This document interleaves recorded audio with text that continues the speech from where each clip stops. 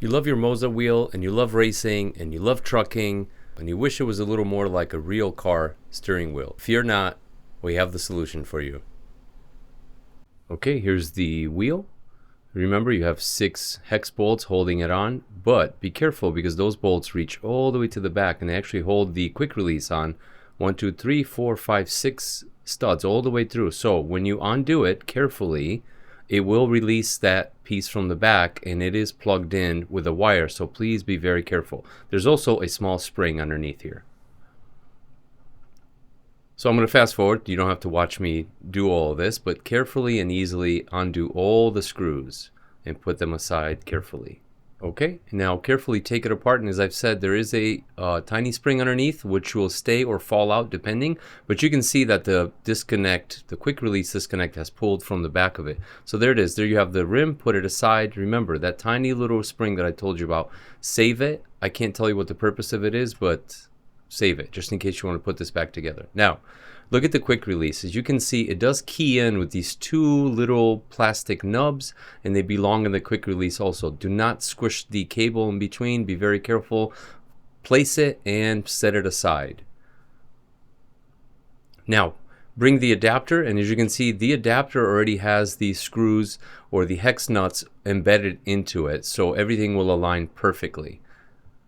It is very important that you look at the logo and that it's facing the right way, because that straight line above the logo clears the top line of the Moza badge. And that's super, super crucial. This thing can fit a couple ways on, but it fits one way perfect, and that's with the logo facing up. And as you can see, it also clears all the other buttons. Now, when you set it on, the way you know is it clears everything, but it has a little play and wiggle into it. So slowly start with 1 bolt. Make sure to find it and drop it in, and then keep going all the way around and drop all the other bolts. Now let's start tightening, and again, I've done this a couple times and I can tell you right now, you do not need to over tighten anything. Hand tighten loosely at first as you make your way around, and as we come back around, we will give it one last secure hand tighten. Do not use power tools. I cannot mention this enough. You'd be surprised between 6 bolts how much holding power they have. You do not need to overpower anything. And as you play, and if you feel like anything is loosening up, you can always slowly just take it apart and tighten it. It better be safe than sorry, as they say, right?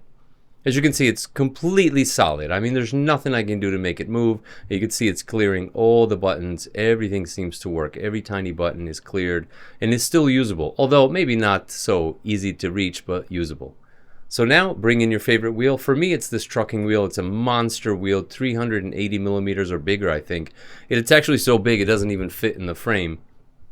Place it on top and just use the provided bolts to just bolt it together, and that could be the end of it. But as you guys know, I do like to innovate and make cool stuff, so I have this horn pad which comes with an adapter, and now we can sandwich the wheel between the first adapter and the second adapter. So as you can see, the bolts will fit perfectly. Take the adapter, try to align it, and let the bolts drop all the way through, and of course hand tighten everything, and then come in just one last secure tightening machine. But please don't over tighten anything. I cannot repeat that enough.